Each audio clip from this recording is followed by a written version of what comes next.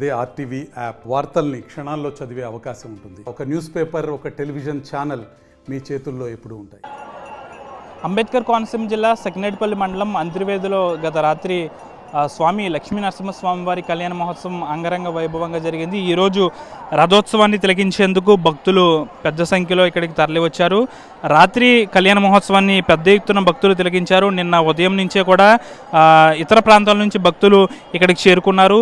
కళ్యాణ మహోత్సవాన్ని చూసేందుకు కూడా చాలా ఆసక్తి చూపారు. అంతేకాకుండా ఇదే రీతిలో ప్రతి భక్తులు కూడా వచ్చిన వారికి ఎవరికీ అసంతృప్తి కలగకుండా ప్రతి ఒక్కరు కూడా ఈ కళ్యాణాన్ని తిలకించేందుకు ఎల్ఈడి స్క్రీన్లను కూడా ఇక్కడ అధికారులు ఏర్పాటు చేశారు. అంతేకాకుండా ఈరోజు ఈ అంతర్వేదికి సంబంధించి లక్ష్మీ నరసింహస్వామి వారి రథోత్సవ కార్యక్రమానికి సంబంధించి మనం విజువల్స్లో చూస్తున్న విధంగా ఏదైతే రథం ఉందో ఈ రథాన్ని లాగేందుకు భక్తులు పోటీ పడుతూ ఉంటారు. ఎక్కడెక్కడి నుంచో భక్తులు వస్తూ ఉంటారు. 2 తెలుగు రాష్ట్రాల నుంచే కాకుండా కేరళ, కర్ణాటక, తమిళనాడు నుంచి కూడా ప్రతి ఏడాది భక్తులు ఇక్కడికి చేరుకుంటారు. అదే రీతిలో ఇక్కడ దీనికి సంబంధించి భక్తులు వచ్చేందుకు ఇటు పాలకొల్లు, భీమవరం, ఇతర ప్రాంతాల నుంచి ప్రత్యేక బస్సులు మల్కీపురం వరకు ఏర్పాటు చేశారు. మల్కీపురం నుంచి ఇక్కడ దేవస్థానానికి చేరుకునేందుకు కూడా ప్రత్యేక బస్సులు ఏర్పాటు చేస్తారు. అదే రీతిలో కూడా ఇటు నరసాపురం నుంచి పంటు దాటి సకినేటిపల్లి మీదుగా వచ్చేందుకు కూడా ప్రత్యేకమైన బస్సులను ఆర్టీసీ నడుపుతుంది. ఏదేమైనప్పటికీ ఈరోజు పెద్ద ఎత్తున అంతర్వేది లక్ష్మీ నరసింహస్వామి వారి దేవస్థానానికి భక్తులు వస్తారన్న నేపథ్యంలో అన్ని ఏర్పాట్లు చేశారు.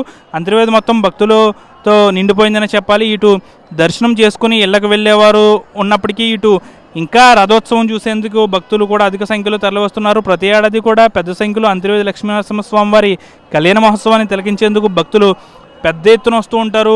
దాదాపు ఈ రథాన్ని మనం ఏదైతే చూస్తున్నామో ఈ రథాన్ని స్వామివారి రథాన్ని లాగేందుకు పోటీ పడుతూ ఉంటారు. దీనికి తగ్గట్టు అన్ని ఏర్పాట్లను కూడా అధికారులు ఇప్పటికే చేశారు.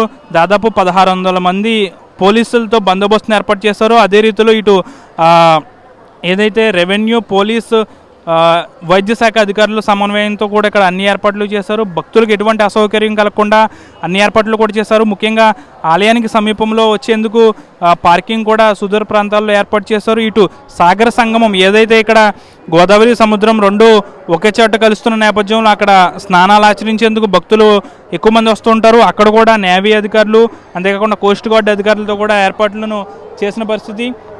ముఖ్యంగా ఈరోజు రథోత్సవాన్ని జయప్రదం చేసేందుకు ఆలయ అధికారులతో పాటు భక్తులు కూడా సన్నద్ధంగా ఉన్నారు. ఈ రథాన్ని లాగేందుకు కూడా పెద్ద ఎత్తున ఇక్కడికి భక్తులు మరి కాసేపట్లో వచ్చే అవకాశం ఉంది. అంతేకాకుండా ప్రతి ఏడాది కూడా అంతర్వేది కళ్యాణ మహోత్సవానికి, స్వామివారి కళ్యాణ మహోత్సవానికి భక్తులు పెద్ద సంఖ్యలో తరలి వస్తారు.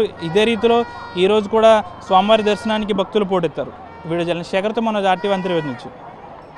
మరిన్ని వీడియోస్ కోసం ఛానల్ ని సబ్స్క్రైబ్ చేయండి. లేటెస్ట్ అప్డేట్స్ కోసం వాట్సాప్ ఛానల్ ని ఫాలో చేయండి. అండ్ లింక్ డిస్క్రిప్షన్ లో ఉంది.